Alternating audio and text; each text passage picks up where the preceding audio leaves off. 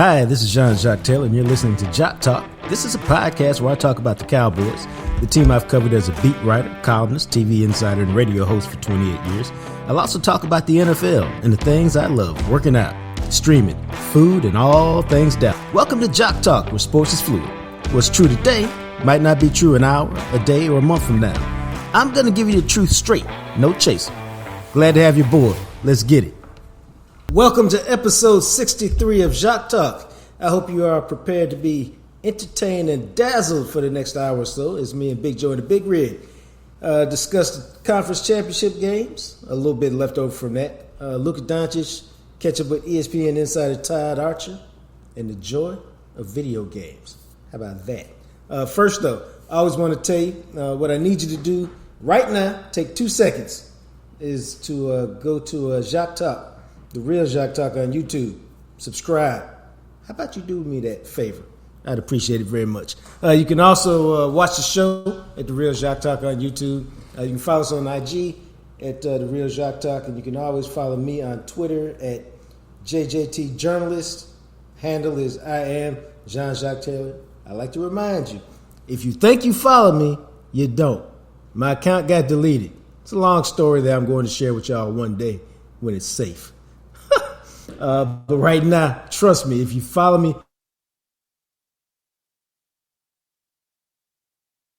let me try that again. What up, dog? It's all good. Big Rig had to go to. No. Thought maybe you had to go to the bathroom. No, I ain't gonna leave you like that. Now, I know we had a blackout right there. Oh, okay. No worries. I thought you were trying to come up with the number 63. Since this is episode is it 63? Yeah. Larry Cole, Mike Singletary. I'm all about Willie Lanier when it comes to 63. Mike Singletary was 63 at Baylor. But Willie Lanier is good. I'm just going off top of dome. That's what you should do. Yeah. I think that was John Giesick, maybe. Man, you do come up with some random Dallas Cowboys players. I give you credit for that. Oh, yeah, that's that McDonald's. Back in the day, you had that McDonald's poster. That was about a 32-inch poster you can put on your wall. I knew all them Cowboys in the 80s, up until maybe high school. Yeah, maybe to 85. I ain't mad at you. Yeah. If you're ever involved in a car accident and it's not your fault, what you got to do, what you need to do, what you must do is pick up the phone, call 972-934-8900. The number is supposed to be in your phone by now, so that when you need it, what? You ain't got to look for it. Greening Law, you call them, they pick up the phone, and literally you say, hey, here's the details to my situation.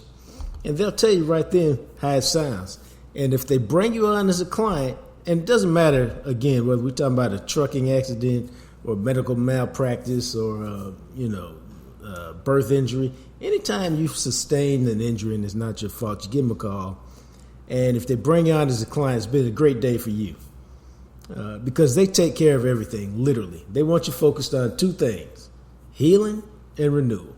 I mean, think about it. If you get your mind right and get your body right, you get your life back. And that's what they want you to do. So you focus on that, get your mind back, get your body back, get your life back. It's all good. Healing and renewal is what Greening Law is all about. You need a doctor. They can find that for you. You need a specialist. They can find that for you. You don't pay a thing unless they get paid. You hear that? They don't get paid unless you get paid. What better deal is that than that? You can't find one. So they do good work. They walk you through the process because anytime you're involved in this thing, it can be long and tedious and drawn out and frustrating and complicated. Scary sometimes because you're going up against somebody else's big-time insurance company. You need somebody to ride with you, tell you when to turn left, when to turn right, when to stay still, when to move forward, all of that stuff. Greening Law does that. My man Robert Greening does some great work in the community, does some great work in the courtroom. But you ain't got to take my word for it. You can go to greeninglaw.com. You can check out their website. You can see the testimonials from people who have rode with them and the work that they've done and the success that they've had. So do that. But at the end of the day, if you're involved in an accident, it's not your fault. You need to call 972-934-8900 and let Greening Law take care of you. Now let's give Todd Archer a call. He's been busy at the East-West Shrine game all week. I'm interested to see if he was doing that because he wanted to or because he got assigned to it. I wonder if he'll tell us the truth. He's brought to us each and every week by Smokey John's Barbecue. He'll probably fuss at me for being late today. Let's see. What's up? What's up, bro? How you rolling? I heard what you were saying, and so I'm not going to say anything. I just wondered if you was going to fuss at me or not. Man, I should go to the Shrine practices today. I'm, the JJT Media Groups, I always got some work to do. I am working on let me see, I'm trying to make sure I don't overinflate my role. I'm part of a production team that's working on a documentary on Quantez Stiggers, who is playing with the Toronto Argonauts, but is in the East-West Shrine game as a professional player, which is kind of weird. My man Branson Wright did a big story on him in Anscape this week. Yeah, I was actually at the Saturday, Sunday, Monday practices when they actually practiced. Yeah, because they didn't do a whole lot today. We were out just catching some B-roll and doing a few interviews and setting up some more interviews for later on today. So, see, JJT Media Group's always got something going on. And one interesting side note for y'all, the guy Branson Wright, I think he's got a website, Branson Wright Films, you can check out. I met Branson when I was 20 years old. We were both interns at the Cincinnati Enquirer. And see, that's how relationships work. 30-something years later, he calls me up, says, "Hey, I need some help with this doc. Can you help me out?" And boom, we get something going on this week. So that's why I was at the Shrine game. Now, were you at the Shrine game for business or pleasure? I guess it was business because I was there just to talk to people and see people. So I don't know what pleasure I would be getting out of practices. Well, some people are real draft guys. They like to really go. Yeah, those people annoy me. Oh, I must annoy you then because I would love to be at practice. Why do those people annoy you, Doc? It's fine going to practice and watching, but don't sit there and tell me this guy has good bend and man, he can really retrace the steps and come on, you saw this dude from East Overshoe State play 2 days ago for the first time. I mean, what are we doing? Yeah. And look, there are some people whose jobs are different than other jobs. Our jobs are to tell you what the Cowboys like about this player, not to say, well, if the Cowboys pick this guy, I like him, but if they pick the guy I don't like, then they made a mistake. It's that's my issue with the whole draft. Everybody's being a draft guru nowadays. Oh, I get it. Yeah. Just being a football. And I like going to practice. Yeah. There you go. Don't get me wrong. I like going to practice, but and seeing things, and you can throw some names out of guys that caught your eye, but I'm not going to get lost in the weeds about a guy from Grambling that I saw for the first time yesterday, or I guess Saturday, who actually looked pretty good. Sundayada something or other. I can't think of his last name right now, but he intrigued me because he was a guy that played defensive end, and then they moved him to linebacker. Yeah, yesterday. So there you go. Now he just dumped everybody who loves the draft. Thanks, Josh. It's okay. It happens. It happens, man. What was your? Yeah, like I've heard of him. What was your take on the championship games this weekend? It's a loaded question.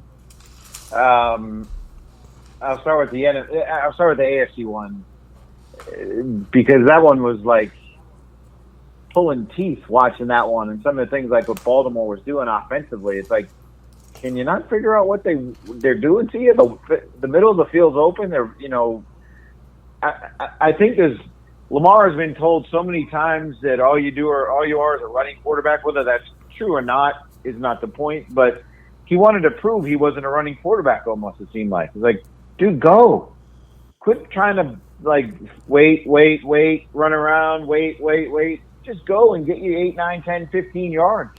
Like that bothered me from that front. And I think from the Chiefs angle, they've completely changed how they play in the middle of a season, and that's impressive. That shows you coaching. That shows you the importance of coaching and what kind of coaching staff that they have, and the players. Like, what's one thing that Parcells told us? There are ways to win all these games, and they figured out what they are and how to win them. And it's not Mahomes throwing it 55 times. It's playing great defense. It's running the ball, and then Mahomes being great when he needs to be great. and it's just been impressive to see the run that they've been on. And then in the NFC, this is going to be more of a journalistic thing, more than the result of the game and what happened.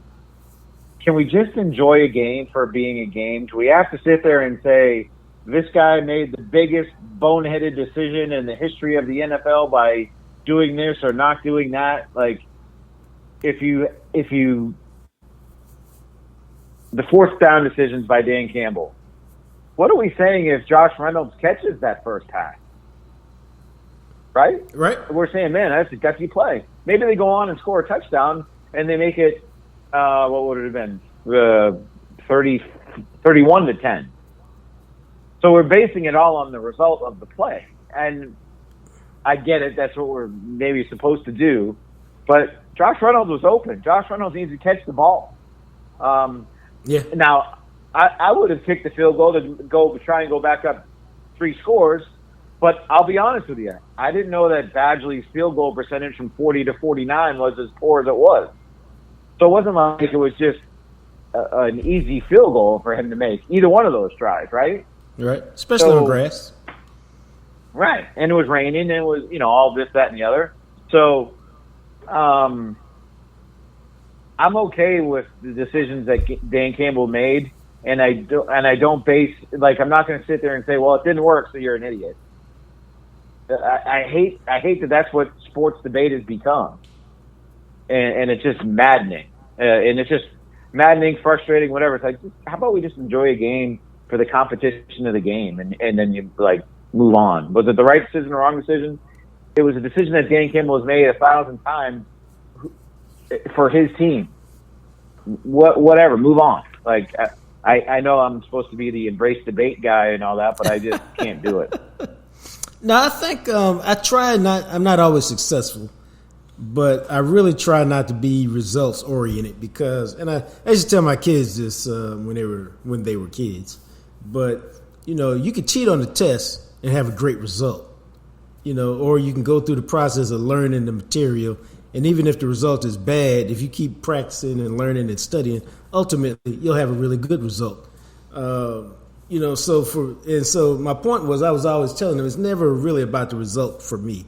It's about the process for me, because I'm really much more of a process guy like Jason Garrett than most people, and so I get how the process matters, and Dan Campbell's got his own process. And what it is, man? It's like play calling. You can call a bad play that works, so the result was good, but the process was bad. Or you can call this great play that doesn't work, and the process was good, but the result was bad. But if you do that one more times than not, at the end of the game, you'll probably be much more successful than if you call a bunch of bad plays that worked here and there. Now, occasionally you'll win a game like that, but it's not a recipe for success. Is probably what I'm saying. Right, and that's no one is for the people that I said Campbell's got to just, especially on the first one, he's got to take the points there. Well, no one ever factors in that he might know his kicker a little bit better than you started watching his team 2 days ago, and or understood that guy's result, his success rate from 40 to 49 was, I think it was in the 60s or something like that, maybe, or low 70s, whatever it was. So it wasn't 45%. It wasn't like a given, right? It wasn't like in his mind. And the way the game was going, he knew he needed points because his defense had been figured out. So he had to go on and go from there. And again, I'll go back to, if Reynolds catches the ball, we're not even saying anything about it, right? Yeah, well, a lot of times in the media, everything got to be a quick take. They not doing no research on the kicking percentage and none of that. And it is a quick take, and usually it's a consensus take. Everybody's saying the same damn thing. I guarantee you they're not taking their time to look up the kicking percentage and the grass and all of that stuff, which you should take in consideration. Right. After saying all that, I would have damn sure kicked the field goal the first time.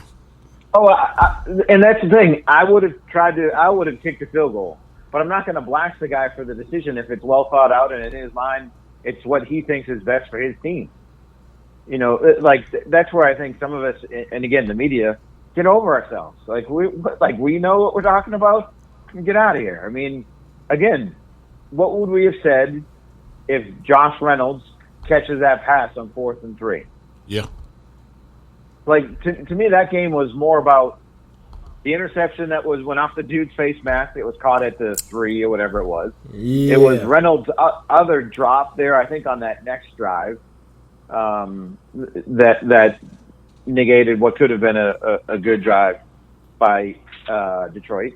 And then it was unable to down the punt at the 1, where you could have flipped the field and stemmed some of the tide. And it's funny, like, people are sitting there going on they got away from what they did well in the first half, where they ran it so well, and they didn't run it in the second half. They ran it 21 times. They threw it 20 times in the second half and only ran it 7.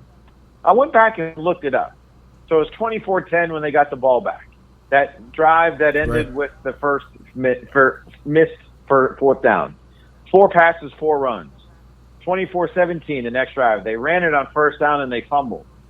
24-24, 2 passes and a run. They went 3 and out. 27-24, 5 passes, 1 run. 34-24 with 3:02 to go. Are they supposed to run the ball in that situation when you're down 10? Yeah. So really it was 11 passes and 7 runs, not 20 and 7. So they ran it 21 times in the first half and threw it 20. I guess you could say it was as balanced as you can get out. But it wasn't like they came out in the second half and just chucked it all over the place. So at some point you got to factor in time and score in games. Yeah. That's why, like, when people say, remember the stat, like the Cowboys were 57-2 when Zeke got 20 carries or whatever it was. Well, then just give it to Zeke the first 20 plays of the game and run it, and then you're going to win. Yeah. Right? I mean, what do we, Brandon, I think this year was Brandon Cooks. Every time he had more than 20 yards receiving, the Cowboys won. Okay, well, just like the first 5 plays of the game, make sure he gets over 20 yards and you're going to win. Like, right? I guess I'm being facetious a little bit, but some of that stuff, it just kind of wears thin after covering this game for as long as I've covered it. Well, when you look at the 4 teams in the championship game, do you come away saying Dallas is not that far away, or, oh my God, Dallas got a lot of work to do? Can both things be true? But I would honestly tend to lean more towards they're not that far away. To be honest with you, maybe that'll surprise some folks that I say that, because they beat Detroit, and if you want to say they shouldn't have beat Detroit, well, then they were right there with Detroit, and clearly they weren't there with San Francisco in October. But San Francisco struggled in the 2 playoff games at home against Green Bay and Detroit, and they won them both, and that's what good teams do. And the Cowboys have to figure out how to do that. No one has had the secret sauce on that one since 1995, regardless of player, coach, whatever, or a combination of players and combination of coaches. But I don't think they're that far off in a conference that, again, doesn't have Tom Brady, Aaron Rodgers, Drew Brees, all these Hall of Fame bound quarterbacks. Yeah. In their peaks. Purdy's really good. Don't get me wrong. I think he's much better than people give him credit for, but he can still have bad days and bad games. Jordan Love looks like he's going to be the part, but let's see if he can do it for more than a 10 game run that he had at the end of the season. There's still questions about him. Jalen Hurts, how's he going to mesh with Kellen Moore now? Let's see how that goes. In Philadelphia, obviously he had a down season. So if you're basing it on your quarterback, if you eliminate the emotions of the playoff game against Green Bay, Dak's still if you want to say he's the second best quarterback in the conference behind Purdy, I'm okay with that. Fine. He's still the second best quarterback in the NFC. So that's why I don't think they're necessarily far off, but they better hit on the draft, which they don't have a lot of picks. They better keep the right free agents and add the right kind of guys. And I'm not saying like everything has to hit, but they have to have a lot more hits this offseason than they had last offseason. What do you think they do with Tyron Smith? I don't know if it's a decision what they do. I think it's a decision what Tyron wants to do. Okay. Does he want to play anymore is what it comes down to. And I don't know the answer to that question. I don't think Tyron wants to go somewhere else and play. Right. So if he does want to play, I think it's here. And I think they figure something out the way they did it last offseason with the contract and, making sure that you earn money through how many games you played and play time percentages and this, that, and the other. So, right. But obviously that you want to have that figured out sooner rather than later, because when he did play, he was still really good, right? I'm not basing that because he was named the second team All-Pro, like just by the pass rush block rates and all pass block rates and run block, all that, and that in the eye test, he was still an effective left tackle. That is a lot better when you're paying him whatever they paid him this year. I think it ended up being like $12 million, maybe I'm off by something, but then if you're paying him, well, actually it probably wasn't 12, it was probably less than that. But if he wants to play, I think he plays here, and I don't think the Cowboys would sniff at that. I think they'd like to keep him. Do they have to do? Let me see. They added Stephon Gilmore and Brandon Cooks through trades last year. They don't have those picks to trade this year. Do you see them being creative, trying to add some more players like that this offseason? I would say yes, and for a couple of reasons. That's more valuable than drafting a guy theoretically in the 6th round that clearly has some problems and issues, or he wouldn't have lasted until the 6th round. Right. At whatever position you want to take him, and you're getting a proven commodity in both of those guys and what they meant to the team. But the issue is going to be this, and I'll trust Jim Nagy. He's the Senior Bowl guy who runs the Senior Bowl. Right. He said the NIL decisions and all the players having extra years of eligibility and all that stuff is wiped out the 3rd day of the draft in terms of the effectiveness of the players that are going to be available. Every team's going to know that, so you might not be in a situation where you can trade that low 5, low 6th round pick and get a player of a quality of Gilmore or Cooks. So, but I think there's more of an opportunity. The Cowboys look to go that route again, as opposed to playing the free agent market. Sorry to disappoint everybody on that one. And what do you think they do with Gilmore?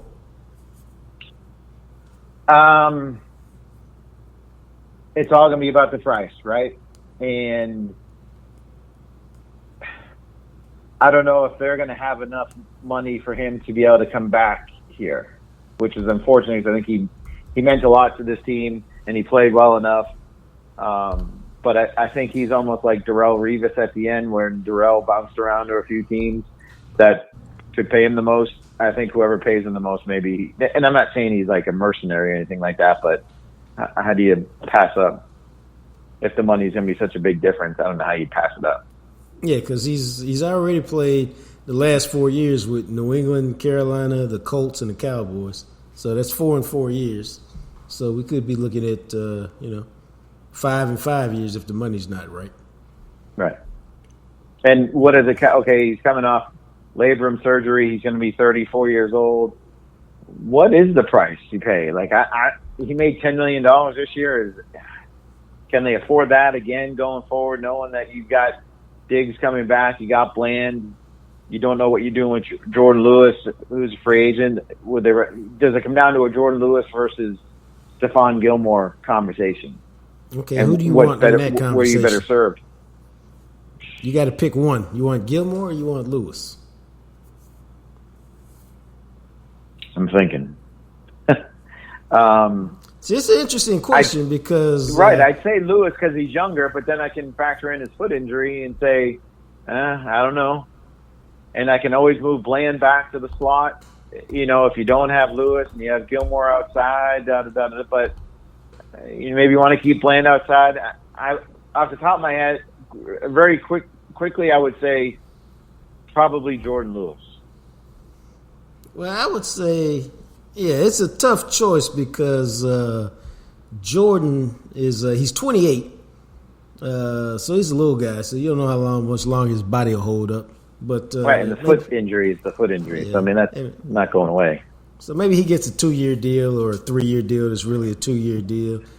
But the thing I will say about Jordan is, you say what you want to about him, he does seem to make a lot of plays. Now he give up a few plays, but everybody does. But he seems to make a few plays too. So yeah, that's a tough choice. He's the what Parcells called Dat back in the football playing dude. Jordan Lewis is a football playing dude. Yeah, that's a good way to describe it. And he's a good dude, but he's a player, man. There's always a spot in the league for somebody like that. It's just, can you afford him in today's NFL? Like, I don't think he's the kind of cat who's ever going to get rich in the NFL. I mean, he'll be rich for a normal person, but he's not going to be, what you think of as athlete rich. Well, and then you're in a situation where he knows that he's got the foot issue, right? The Cowboys know better than anybody that he's got the foot issue, and they'll know how to protect him and manage him and look at it that way, whereas the new team maybe doesn't, right? So that's another part of the equation you have to consider when you're wondering if they're going to keep him. Yeah, he signed a 3-year. Oh, he did good. He signed a 3-year, $13 million deal, and he got all his money, right? Yeah. Yeah. So that's good for him. He can sign that type of deal again, maybe about the same or a little bit less. But anytime you're Jordan Lewis and you got all your $13 million, having talked to him a little bit, he doesn't strike me as the kind of dude who has a super extravagant lifestyle. So I think he did all right. At least he got that one. Here's another guy we don't talk about. I don't mean to go through all the free agents, but these guys keep popping in my head. Dorrance Armstrong, sneaky good. What do you do with him? Yeah, and like 26 years old. Yeah, because he came out early, and he was young, and he keeps getting these 2-year deals. Right. So I want to make sure I'm looking that up right. Make sure it is right. Armstrong. He was born in June 97 when he was born. So yeah, he's 20. He's gonna be 27 in June. So right. Here's a guy. He had 7.5 sacks. Right. In the year before, he probably had 8.5, and he doesn't play a whole ton of snaps, which I don't sometimes get why he doesn't play more than he does. But I'll put him in the category of someone's going to pay him more than what the Cowboys can afford.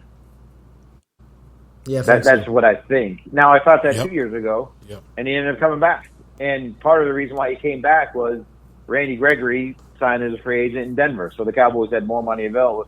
And look how that worked out for the Cowboys. You would rather have had Randy or Dorrance Armstrong. I'd rather have had Dorrance Armstrong. Right. So you never know how it's going to go. And then you're in a situation where DeMarcus Lawrence is entering the last year of his deal. How much longer does he want to play? There's really, heck, he was just added to the Pro Bowl today. He's still a really strong player. Do you extend his contract? Do you do something with him? So there's so many different tentacles that everything has when we're talking about all these players that it's not as simple as, oh yeah, keep that guy, even if it might cost you this guy. There's always both two sides of that pancake, as Parcells would tell us, right? And I would try what I can to keep Dorrance Armstrong. I just don't think they're gonna. I think someone else is gonna pay him more than what the Cowboys can. I don't think you're getting pass rushers. But see, here's the thing: pass rushers are at a premium in today's NFL. And so what you're saying is exactly right. You're not getting him for $6 million a year on his next contract. And so, but pass rushers are at such a premium. You hate to give away guys who can get to the quarterback, even in the limited speech, because you got to replace that. Is there somebody in the roster you go, oh yeah, I guess that guy we can mark him down for 6 or 7. But by the same token, maybe Sam Williams. No, if he stay out of trouble. Okay, man, good. Okay, Okay, he's still under contract though. What's wrong with Sam Williams, man? Like that was a great point, Joe, because Sam Williams could get you 7 sacks next year, and I wouldn't be shocked at all. Now, Tad will say what? I would be surprised because he's not shown that yet, and I know his playing time and blah blah blah blah blah. He'll have more penalties than he will sacks. And I will say, look, stop taking the second round risks. Yeah. Right. Well, I mean, okay, Trayvon Diggs that wasn't a risk, and that one worked out for you. But all right, let's go. Kelvin Joseph, huge risk, didn't work. Sam Williams. Now, Schoonmaker didn't have really anything wrong with him, and that obviously his rookie year didn't work out. I'm still holding out. I still believe that Schoonmaker will be okay. Tristan Hill, buster. Yeah. Connor Williams started for 4 years. That Cowboys screwed that one up in my mind, but not moving him to center. Yeah, he playing center in Miami. Yeah. Right. Cheeto in 2017, good, solid player. Was never going to play as well here as he did as he has in Cincinnati, and I don't know the answer to that one. Jalen, we know how that one went. Randy Gregory, you know that. So DeMarcus Lawrence. So we just went back 10 years. Well, DeMarcus Lawrence, they traded. Seem like they try to find value in guys who are boneheads. That's what I'm saying. No, they try to find first round talent in the second round. Yeah. Well, and that's why it's been a lot of dumbasses and boneheads drafted in the second round. I just said they're trying to find first round talent. Yeah. In the second round, they're trying to get one over. Yeah. They're trying to get a bonus first round. Not the bonehead part of it, but certainly the talent part of it with the Brooks kid from Texas. Everybody's already kind of linking him to the Cowboys in the second round because Dr. Cooper did his surgery and, everything should come out well from the ACL with him. And, he would have been a first round pick if he didn't have it, So maybe if that's a classic pick that they make. Right. Yeah. So I would say, okay, if it's Brooks, I'm okay with it. If it's somebody else, don't do it. Yeah. And that's how it goes. All right, Todd Archer, we always appreciate you, man. And I hope you had a lot of good draft experience this week at the East-West Shrine Bowl. Yeah, who got the best bend over there? Not me. Who got the best backpedaling? The loose hips, man. We look for loose hips. You got the loose hips. Let's see. I'm going to say there's. Hold on. Now you guys, you fucking assholes, are going to get me looking at my roster here. I was being facetious, dog. Okay. Archer drops the FA. Wow. Yeah. And the best player it's much appreciated. Washington, a wide receiver from Virginia. Yep, I heard his name today. I think he's a good one, I think. There is not a quarterback over there that is going to play in the league. So you don't need to watch the quarterbacks. Okay. So that one I would say. Now you got me. Now I'm all choking under pressure at all these names. I like the Colorado State tight end, Holker. But again, they're not going to draft the tight end, so it doesn't matter. The line play wasn't bad. I know there's a lot of people like the Christian Mahogany kid from Boston College. And given my ties to the Northeast, it might surprise people that when I say I don't know about him. Because when I watched him just run, it was painful to watch him run. Like, it's this kind of herky-jerky and my knees were hurting from watching him run. Wow. So I like the North Dakota State center, Jalen Sundell. Thought he was a pretty athletic guy. That a brother? He is not a brother. Well, not a lot of white guys named Jalen. I like that. Okay. Well, I say that. I don't think he's a brother. Let me change it to that one. Maybe his team light skin. Oh, gosh. I'm going to get in trouble now. Hold on. There's another guy that I need to find. That's going to get you in trouble? That's going to get you in trouble? Because calling us fucking assholes, that ain't going to get you in trouble? Well, we'll set out of love. I know. I took it out of love. I got a warm, fuzzy feeling when you said that. Now I looked up Jalen. Jalen is definitely not he's definitely a white guy. He's not team light skin. Definitely white guy. All right, here's a guy that I don't know where he's going to go, if he goes at all, that I like. Jalen Coker, wide receiver from Holy Cross. He caught my eye like a couple times. Now he looked like Gordy Lockbaum. He does not look like Gordy Lockbaum. All right, I just had to drop that. Pull. That's it, brother. Yes. He don't look like Gordy Lockbaum. He's definitely team light skin though.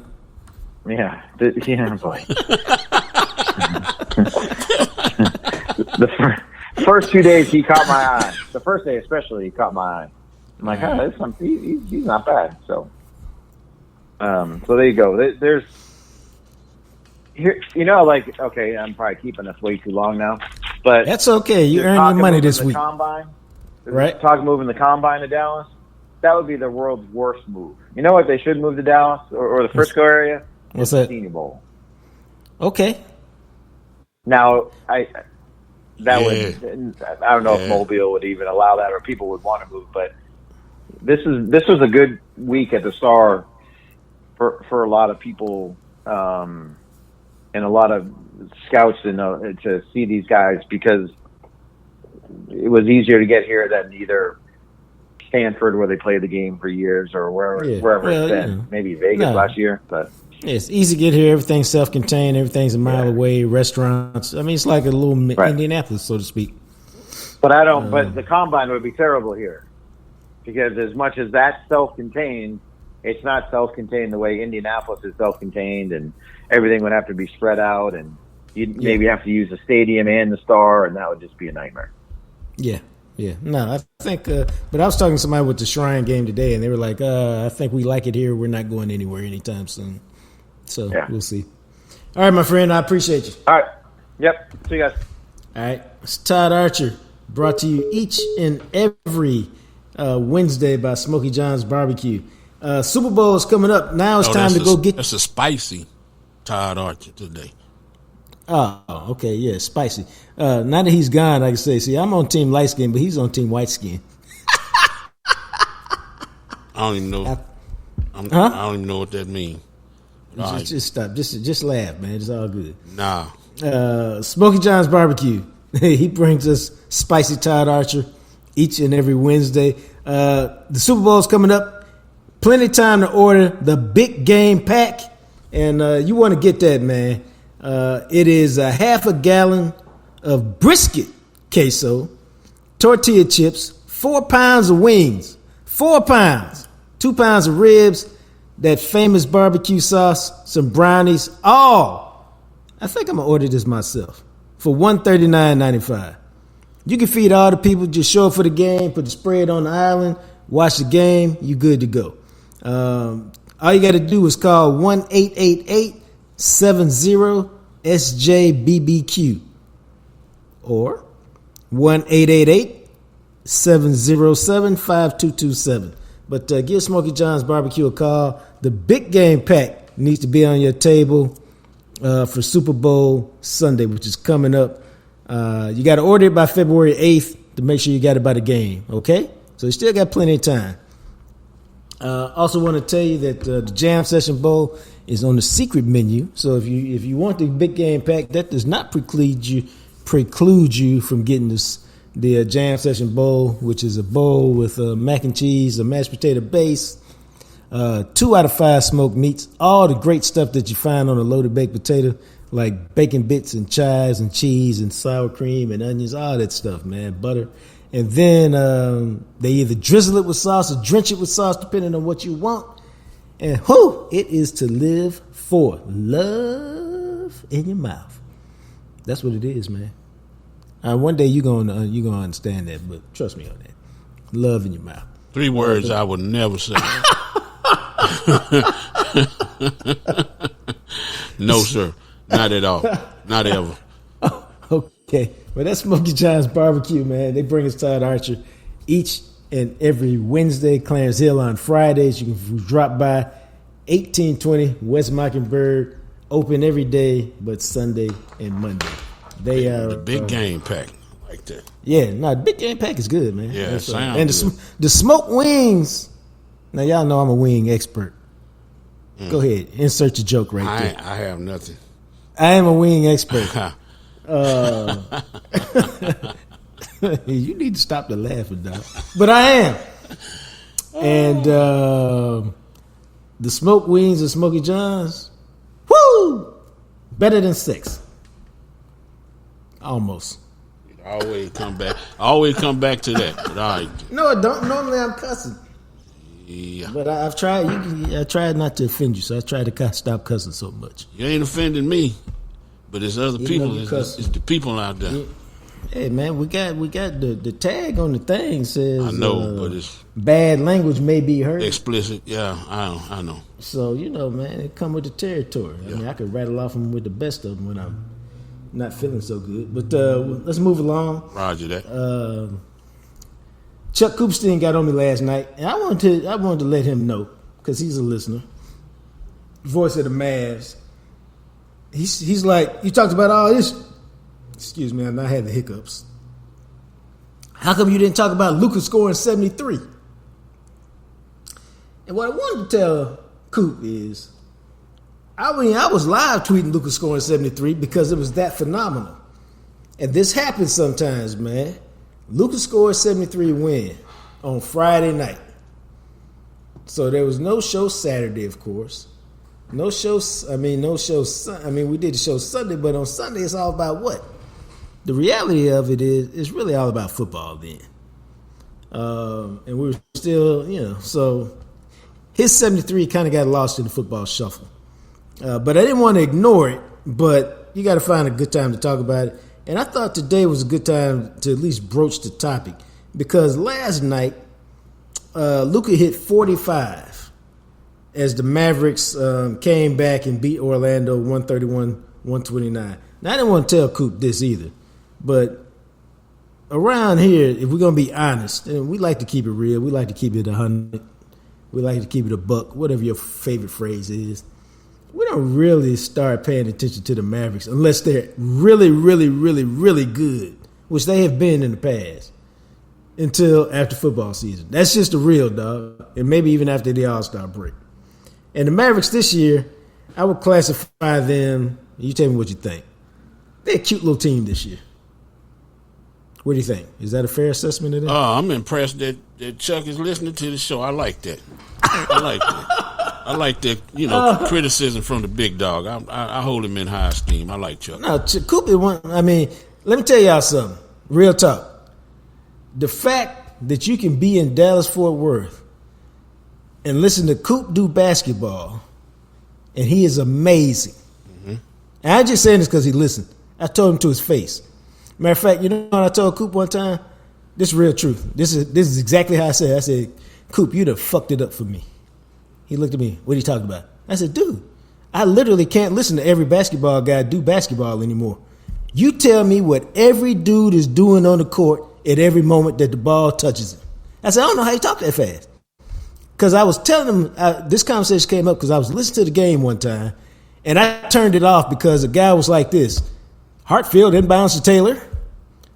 Taylor dribbles, scores. I don't know where he was. Yeah. I don't know what he did. All I know is Taylor dribbled the ball and he scored. With Coop, it's Hartfield inbounds to Taylor, brings it up the right wing, crossover, pass over to the left wing. Between his legs, looks for the pick, calls for the pick and roll, into the middle, pull back, fade away, 15-foot bucket. Yep. You take that for granted, man. You take that for granted till you listen to somebody else. That's what I'm saying. I just realized that when you said that. I didn't realize that. Yeah. True that. That's how Coop do it. Yeah. And so I told him to his face, you done fucked me up for everybody else, man. Now, he's not the only great play-by-play guy. But he's so good, you can listen to some other people, and you should be like, you know what? I can't listen to you. Yeah. So you throw Coop in, you throw Brad Sham in doing the Cowboys, a living legend. You do Eric Nadell, who's fantastic on baseball. I had to talk with Nadell one day. I said, dog, I said something about, why did you say sun splashed something in the outfield? And he started laughing. I said, I've been hearing you, man. You've been picking up some different kind of phrases. And he said, okay, JJ, because he calls me JJ. He says, here's what happens. I listen to these old ball games from the 40s and the 50s. And sometimes when I hear a phrase that I really like, I use it in my broadcast. I said, oh, okay. Mm-hmm. I feel you on that. And so Nate Dale is great. And then you got Daryl Razor Ray, who does the Stars. Now, Ralph Strangis was great doing play-by-play. But Razor, because he played goalie, he does a great job with the Stars. So what I'm telling y'all is you're blessed to have some of the best play-by-play people in the country. All of them Hall of Fame caliber announcers in Dallas-Fort Worth. And that's not to be taken for granted. I have a Brad Sham story. What's your Brad We was Sham in training story? camp. We was in training camp in Wichita Falls. First, I think the second time, maybe the first time. I don't know. I went to training camp with you twice, but I visited training camp with you twice. But we was standing on the sideline, and Troy underthrew the hell out of Joey Galloway, and it was me, you, Brad Sham, and what's the other guy? Jerry Moore. Gary Moore. And we was standing there, and he underthrew the hell out of Joey Galloway. And I said, damn, Troy missed him again. He's throwing like his back hurt or something. Man, I want to say you was like ready to slap me upside. Like, hey, come here. You pulled me to say, you can't say that. Brad Sham standing there because, you know, that's you're going to get back to Troy. I said, all right, let me shut up then. Now, I wonder why I cared whether what some fans said got back to Troy. I don't know, but I'm just saying you was like, don't say that around Brad Sham. Well, no, that is his boy now. So. That's what it was. That's what it was. You can't be saying that. Yeah, so maybe I just meant you can't say that around Brad because, you know, he's sensitive about his boy. Okay, that's probably what you said. Maybe not that they get back, but you said don't say that around Brad. I was like, okay, because I was just making observations. You know, man. I remember that and Lonzo Spellman, how big he was. That dude was huge. Yeah. You sound like my dad. I took him to a press conference. I mean, I took him to a couple games, and hey, man, this is a working press box. You can't do nothing in the game. You just got to watch the game. And Quincy Carter, I can't remember who they were. Seemed like they was playing San Francisco, but I can't be for sure. Quincy Carter threw one of the best deep balls he's ever thrown. Whoever the receiver was made kind of like a circus catch, even though it was a great pass, on the corner of the end zone, right by the pylon. And maybe they scored, maybe I didn't. Here go my dad. Yeah! I slapped him on the shoulder. I'm like, hey, man, you'll get us both kicked up. I'm sorry. Then he liked to tell the story on another game. I said, hey, remember, man, you're not down here to ask no questions. You're just down here to observe. He said, I can't even ask one? I said, no. And so he likes to. Yeah, you a hypocrite, too. Why you say that, man? Because remember I took your ass to the car show? Are we really going back to the car show? Hell yeah, we going back to the car show. Because I asked him, it's like, I think we judged. I said, all right, look at it. Because I collect sports cars for a long time. So I take your boy Jacques to the car show, and I said, hey, man, just check it out. We haven't been friends that long, so I don't know him that well. Probably about a year, maybe. Maybe. But we go to the car show, and I talked to one of the dealers, and I'm trying to do my mojo, you know, trying to get a good card set. And he said, "Hey, I got these new score packs, these score 89, score 90, whatever it was. I think it was 90 something." I said, "Hey, do they got good distribution in there?" And the distribution means that are the cards varied, you know. So you don't want to get 9 of the same card unless it's a hot rookie or something. But anyway, I go, so is the distribution good? my reporter friend goes, you think he's going to tell you if the distribution is good? I was like, hold on, sir. Excuse me, man. I pulled him off. I said, if you don't shut your ass up, I'm trying to work this thing. Oh, yeah. So your dad ain't the only one don't know what not to say and all of that. I didn't know I would have to prep you, but you being Mr. Reporter. I'm being Miss Reporter, man. Yeah, you don't think he's gonna tell you that? Whatever. That dude looked at me like, who is that guy? I was like, shit, never mind. Let's move on. Let's move on. Check out some new cars. Yeah. So that makes me think. Yeah. Yeah, you a hypocrite, dog. You was all on the man. The man made the man not want to sell me. I seen that man the next week. He was like, "Hey, where's your friend?" I said, "Hey, he ain't my friend. Don't worry about him." See, now that wasn't just an exit rant. We got off at the rest stop, went to Buc-ee's, bought a barbecue sandwich, went to the bathroom, gassed it up, and now we're back on the road to Luka Doncic. Yeah, I could. What, you got another story? Oh well, okay. At Sigma, where I work, at the truck company I work for, I told everybody, "Hey man, I'm going to the training camp. You want to go?" They all thought I was lying. I said, "I got a friend covered the Cowboys." "Yeah, right. You know Jacques Taylor?" Yeah, I know him. That's a friend of mine. Nah, whatever. One guy, a guy named Kenny McCullough, said, "Yeah, I'll go." We jump in Kenny's truck. Kenny said, "I know the way to Wichita Falls." All right. We get halfway to Oklahoma, and he goes, I said, "Man, this ain't the way. I've been to Oklahoma. This ain't the way to Wichita Falls."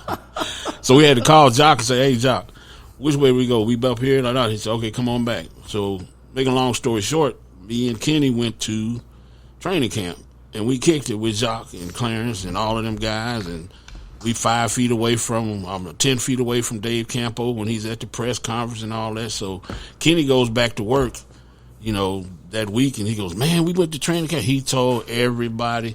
Next thing you know, I got 50 people going, "Hey, man, next time you go to camp." "Oh, hell no. I told you I was going." "Hell no. No. The only person going with me is Kenny. That's it. And we ain't going to get lost this time. The hell with the rest of y'all. Nobody believed me. But somebody got them the good old days, because you can't do that no more. They got, they got security and all this stuff now. So that was an experience that nobody could have these days. Yeah, I went to Austin. Got sideline pass. Well, I had sideline passes both times. Yeah, now they don't even do that no more. Yeah, that was cool. You get VIP tent, but they keep everybody off the field now. So it's not what it used to be, but my kids, my wife, all of them used to go down there. I mean, they used to be one of the things for the summer because you're gone for a month. Mm-hmm. So that's before I was a columnist. So you need some of your friends and your family to break up that month time down there. Yeah. Now back to Luka Doncic. For those of you wondering, he scored 45 last night, man. And when the Mavericks came from behind 16 down to beat Orlando. And my point was, when I said the Mavericks got a cute little team, I think they got a good team. But I don't think they're anywhere close to winning a championship. And so it's not that it renders the rest of the season irrelevant. It just means they're just playing games to me. Like, I don't view them as a threat to anybody. Now, part of it is, and I'll listen to this, it's not their fault. Meaning, Kyrie been hurt a lot this year. I bet, and I don't have the numbers with me, but I bet Kyrie and Luka haven't played very many games together. Luka's getting a little worn down, although you can't tell it from his totals. Last night, 43 minutes, 12 of 23 from the field, 45 points, man. 3 from 8 of threes, 9 rebounds, 15 assists. And the Mavericks still got to come from behind to win, in part because Tim Hardaway hit 36. Derek Lively, the rookie, added 20.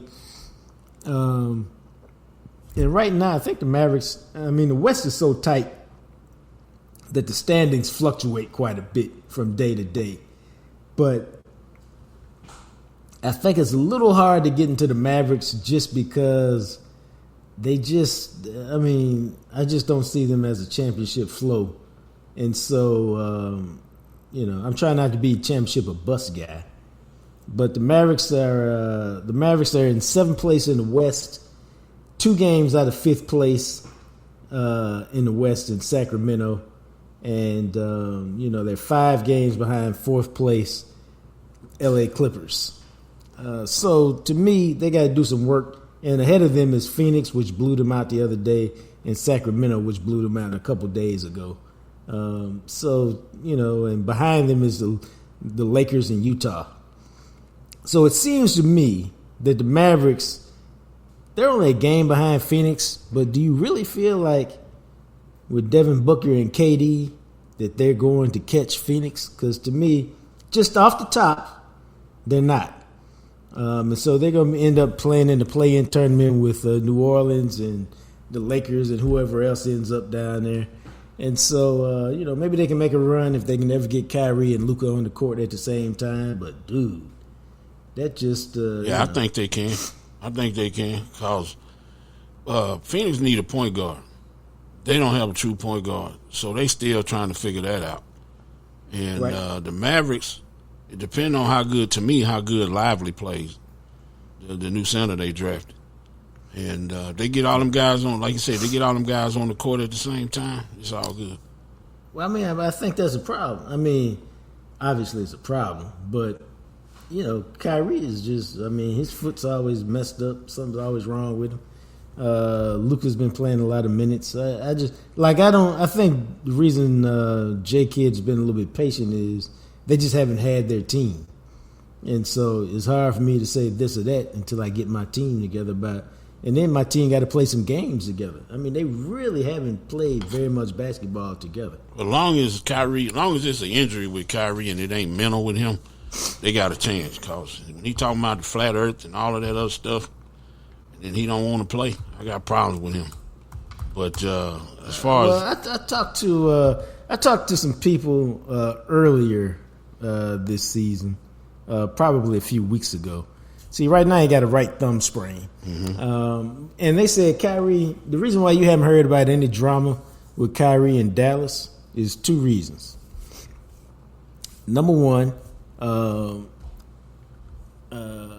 he's been. How do I want to say it? Jason Kidd was his idol growing up. Jason Kidd was the guy he wanted to be like. And so when you do that, when you get to finally hook up with your idol, unless he's really not the guy you envision him to be, what's the deal? You're going to be happy to hang around him and like, oh, this is my guy. And then he's known Nico Harrison, the GM, since he was a kid. Because why? Nico was on the Nike tours with all the AAU basketball and everything else. And so what I'm saying is he feels extremely comfortable. Oh, he's happy. Okay. He's extremely comfortable with Kidd. He's extremely comfortable with Harrison. And so some of the drama that may have come from other places, you never even get to in this situation because he likes the people he's working with. And then he got a lot of respect for Luka. So when you throw those three things together, that's why, if you think about it, you haven't heard of really any drama from Kyrie since he got here. Not at all. Surprisingly. Good stuff. And when he does his press conferences, he talks. He's talking basketball, or he's being himself. But you don't see any of the agitated and worn out and frustrated and aloof Kyrie that you've seen in other places. Because one, he's playing for his idol. Two, he's playing with a guy, Nico Harrison, he's known since he was a high schooler or a teenager. And then three, he's got a lot of respect for Luka. Add all that together. And he likes Dallas. Real talk, he likes Dallas, the city. And so he's happy. Okay. So all he got to do is play basketball. See, that's why we pay you the big bucks. That's some good intel right there. Well, I appreciate that, man. Yep. Now, as far as Luka and the Mavericks, it's a little frustrating, I think, when you got a guy as good as Luka and your team is not as good. Like, when you have a guy like Luka, you want to be competing for championships. Playing in the Western Conference Finals, which they did a couple years ago, which seems a long time ago now. And I just wonder, and nobody knows the answer to this, and maybe we'll have Coop on in the next week or two, if the Mavericks will ever be in a position to really build the kind of team around them that makes them a contender. I mean, they tried to go out and get Grant Williams. They've gotten Kyrie. What they really need, what they really desperately need, and they got a little bit in Lively, what they need is some of these draft picks to, like how they hit on Jalen Brunson. They need to hit like Jalen Hardy. They think that's a guy that they could potentially hit on. They paid Josh Green in the offseason, but Josh Green ain't really done nothing. He has games here or there, but he's not like a consistent mark him down, this is what you get from him kind of guy. Yeah, I packaged Jalen Hardy and Josh Green with a first-round pick, get whoever I can when I play video games. When you play 2K? They out of here. It's about the first year I ain't trade everybody on the Mavericks. Like, I was trying to see what so Josh Green is averaging 8 points, 3 rebounds, 2 assists, in 26 minutes. He's shooting 46% from the field, which is all right. 38% from threes, which is fine. But this is Josh Green. I'm just saying, if you look at and this is my problem with Josh Green, and this is the problem a lot of young guys have in the NBA. Josh Green, his last 10 games, 0.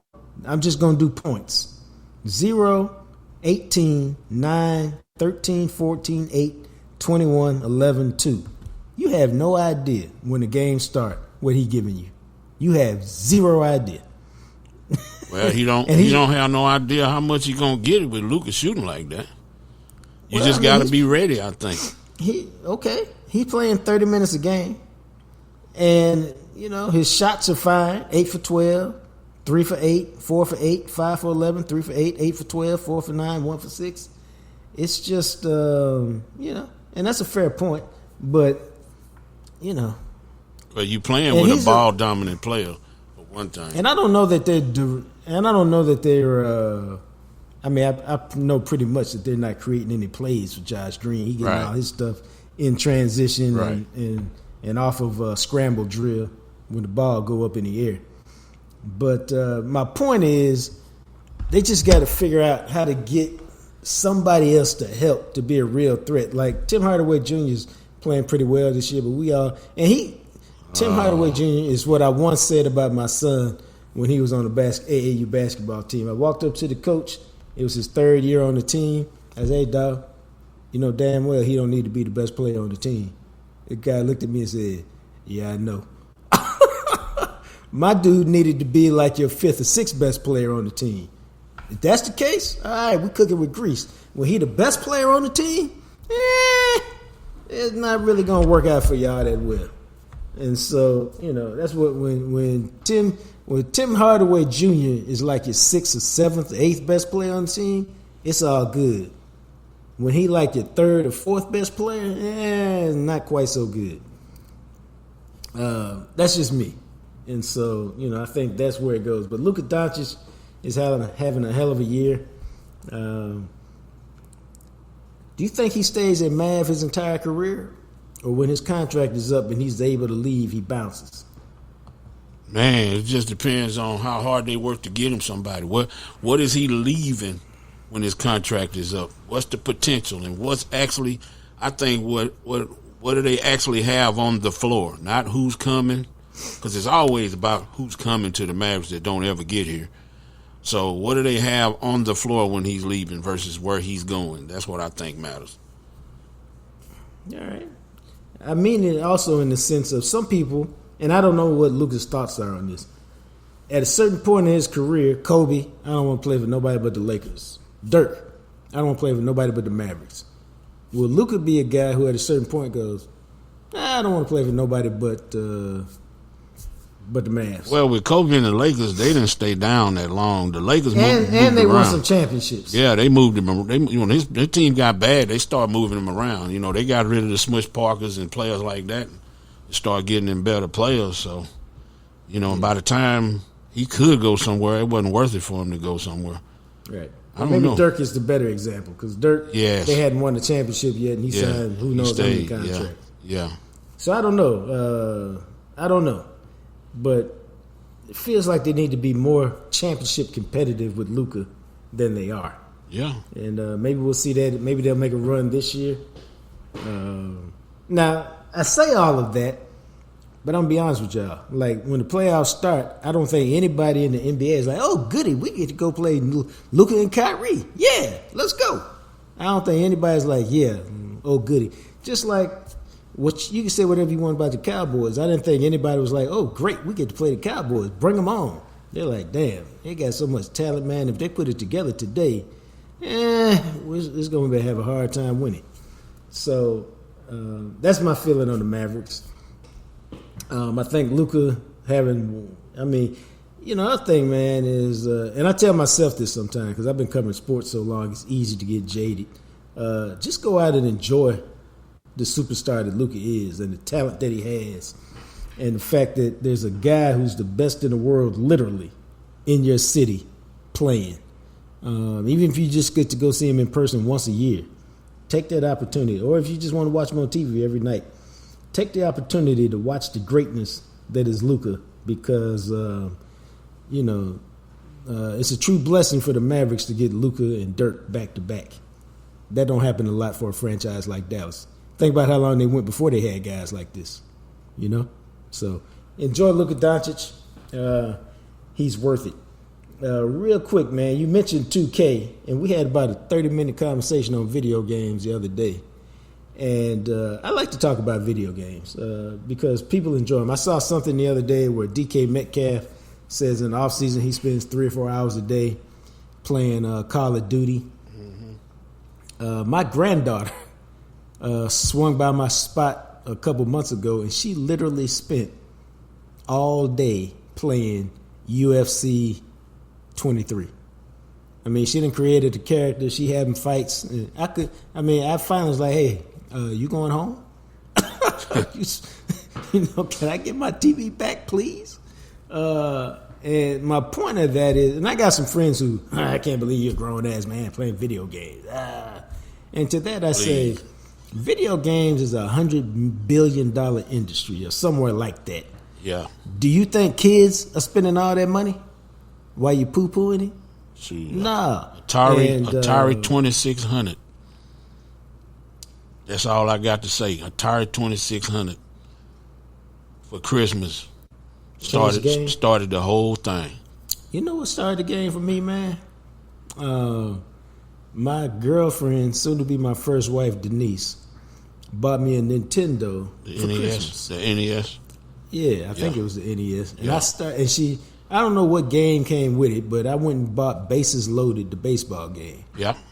Man, I stopped going to class. I was like a crackhead, man. I was in my apartment check this out, dog. I was in my apartment, in my bedroom with the curtains drawn tight and the lights out, playing baseball all day. Now, she was a couple years older than me. She had already graduated. Hey, did you go to class today? Yeah.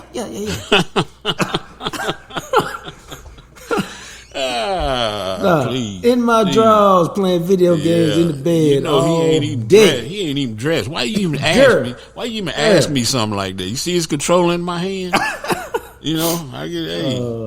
So, but I was talking to Calvin Watkins of the Dallas Morning News the other day about video games, and we used to get all of them. Baseball, hockey, basketball. Oh, but Calvin is pressure. Calvin would call me and say, "Hey, man, baseball is out. Hey, did you know that basketball's out?" Yeah, okay, man, I'm going to get it. All right. But remember we went to Best Buy, and I held the doggone PlayStation 2 for y'all. I'm at the counter going, hey, these 3, I'm paying for these 3. They about to call the police on my ass. I had bought mine, but I'm holding. I'm like, I got guys coming to get these, sir. We can't hold. I'll hold them right here. Yeah, they coming. They on the way. They on the way. Y'all show up. It's all good. But yeah. The games are so sophisticated now that, you can't get good on them. To me, unless you put in time, and I don't have time to put in on 4 or 5 different the fighting types games. of games. The fighting games. I tried to do that UFC, man. I was I'm going to give up on that. You too old for that. Your hands, man. You got to have them young hands to do all that. And you can't play no young people in no damn video games no more. Nah, because she whipped my ass. Oh, yeah. Yeah, I'd be relevant. On some of those fighting games, when I bought them for my kids, I'd be relevant Christmas Day. I'm whooping everybody's ass Christmas Day. I go to bed, I wake up, I'm getting killed, and I'm done. Dad, you want to play? Nope, I'm done. Nope. Yep, well, here's the deal for me, man. Everybody likes to play the way that they like to play. I like to play franchise mode. Yep. And but I don't like to play other people. No, you don't like to lose. Well, number one, I don't like to lose. And number two, I like to play to relax. The way some people come home and have a drink, I come home and not relaxing to me. You're competing. You trying to win. It's a whole different vibe when you're playing somebody. Yeah, and so it's not the same relaxing thing. It's okay to play people when I'm in that mode, but like I've had a couple people hit me up from like Twitter stuff. Hey, because I took a picture and a copy of FIFA was in the picture. Hey, come on, let's get on and play some FIFA. No. And you know, people got different ways to play. Maybe you find a glitch like I did one time. Yeah, the hockey glitch. Jackass. Yeah. Well, Joe used to beat me, and Joe did two things. He used to win most of the time. I'd say he probably won 8 out of every 10 games we played, no matter what the sport was. Well, you taught me hockey because I didn't know hockey, and then I started whooping your ass. Then you start cheating. I didn't cheat on purpose, and then it was I don't even know if it was cheating. I didn't cheat on purpose. And then Joe always played an unorthodox style. So we playing hockey, and he played with the Blackhawks and Jeremy Roenick. He just want to crash into the goalie all the time. Jeremy Roenick had physical style. Jeremy Roenick had about 50 shots on goal in one game. Yeah, and I used to just get on my nerves. And one day, somehow, I took a shot from the blue line. I didn't do it on purpose, but that thing went in. Okay, cool. Well, then I took another shot from the blue line, and that thing went in. And I was like, oh, snap. But you know, there was enough goals in between that you couldn't. It didn't look the same. It got good. It got good to you when you win. And then I did it one more time just to see, and I was like, "Oh, I got something for his ass the next time we played." Yeah. And the object was you only pull that out when you need it. Nah, when you beat somebody 9-1. When you beat somebody 9-1, you did it too many damn times.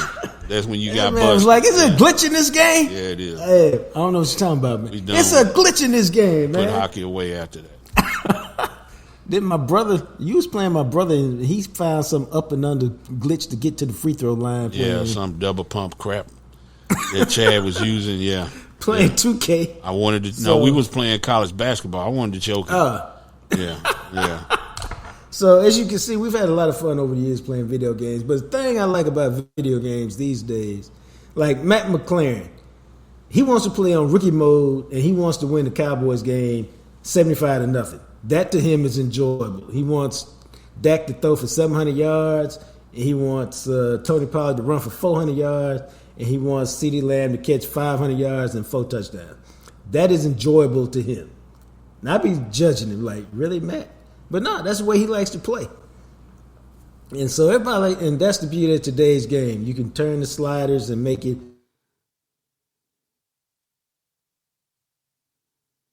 It's just a relaxing thing to do. What you should do, is you should find. Years ago, I had a friend of mine that I met online from Arizona, and we would play college football. It was competitive, but he was a good dude. You know, we could play with the headphones on. He wasn't talking a lot of crap. And we was pretty competitive with each other. So probably every Sunday night about 8 o'clock, we would play 4 games, probably till like 11 o'clock or midnight. And it was just cool. Right. If you find somebody that's not ultra competitive that'll play you in FIFA and not be an ass about it, it's pretty fun. You know who that person is? My son. Okay. So when he comes over, we play. We usually play once a game. We haven't played in the last few times he's been over, but we'll get together and play a game or two.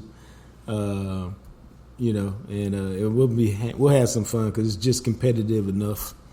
But you know, he like to talk trash too. So. Nah, I can't. I wouldn't play. Then he like to look at me and go, "You funny, Dad." Yeah, I'm like, really? Oh yeah. You you funny like a hole in my head, but yeah. Yeah, for real. But video games, $10 billion, $100 billion industry. It is not just for kids. It is for adults looking for a way to relax. And so I have a good time playing video games. I really play FIFA. That's really the only game I play these days. Like everybody else, I've been waiting for college football to come out for a decade. Hurt my heart when they discontinued it. And I haven't played 2014 with what's his name? Shoelace on the cover. Yeah, Denard Robinson. Probably in about 4 or 5 years. I played the hell out of it last year. I bought a PlayStation 3. I kept the copy. And then they got this thing called Revamped that you can mod your PlayStation or your Xbox and your Xbox 360 and your PlayStation. It's easier to mod a PlayStation. And you can do it on PC, but you gotta be computer savvy to do that. I can only imagine how good it's going to be whenever it comes out on the 5. The way the players will move and the way you should be able to call plays and execute them, RPOs, and options and all that kind of stuff. I mean, it should be a Yeah, you can run RPOs on Madden. I ain't played Madden in forever, man. Yeah, you can run that. Probably since 2010. Last time I really played Madden, Ray Lewis was on the cover. Whatever year that was. Seemed like it's 2010, but I couldn't swear to it. Matter of fact, let me look it up.